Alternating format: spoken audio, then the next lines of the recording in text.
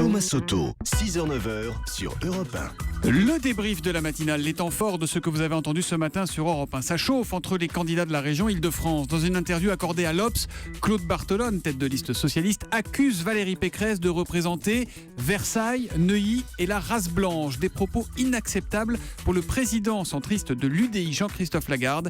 Il était à 8h20 l'invité de l'interview politique.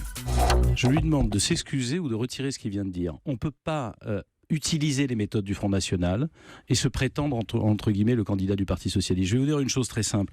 Moi, je préfère l'esprit d'unité nationale que prône Manuel Valls à l'hystérie régionale qui est en train de s'emparer de monsieur Barthelone. La peur de la défaite, ça ne justifie pas n'importe quoi. On a le droit d'être socialiste, on a le droit d'être centriste, on a le droit d'être républicain. On doit se respecter. Ces gens-là sont en train de faire comme s'il ne s'était rien passé dimanche dernier. Voilà une réaction signée Ella Nav Eva qui résume assez bien la tonalité de vos réactions. Jean-Christophe Lagarde demande à Barthelone de s'excuser après sa sortie ignoble sur la race blanche. C'est en effet le minimum. Time Magazine, le magazine américain, a élu sa personnalité de l'année et c'est Angela Merkel. Danny Cohn-Bendit est complètement sous le charme de la chancelière allemande. Écoutez, c'était à 8h-10.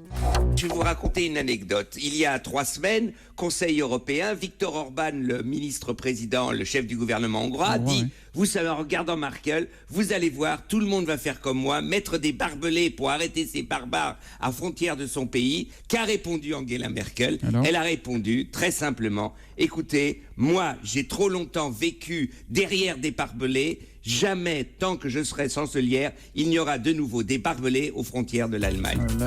Danny Cohn-Bendit qui a élu sa personnalité française de l'année 2015 et c'est Lassana Bathily, l'employé de l'hypercachère qui avait caché des otages et qui avait sauvé beaucoup de vies le 9 janvier lors de la prise d'otages qui s'était déroulée là-bas.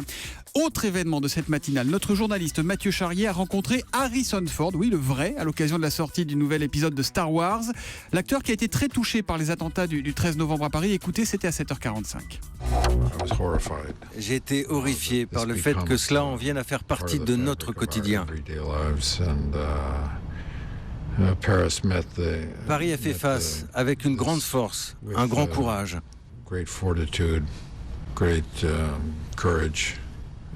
Et ça m'a fait plaisir de voir qu'elle ne laisse pas ces salopards gagner.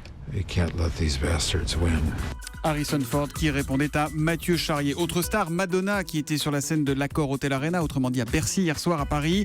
Elle a aussi rendu hommage aux victimes des attentats. Rémi Botsaron était dans la salle. Écoutez, c'était dans le journal de 7h. Il suffit de quelques notes au piano.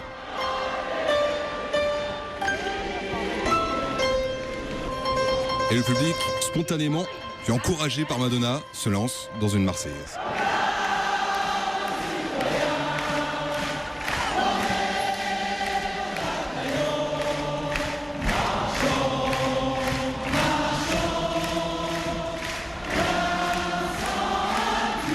Madonna qui s'est rendue ensuite place de la République où elle a improvisé un concert acoustique.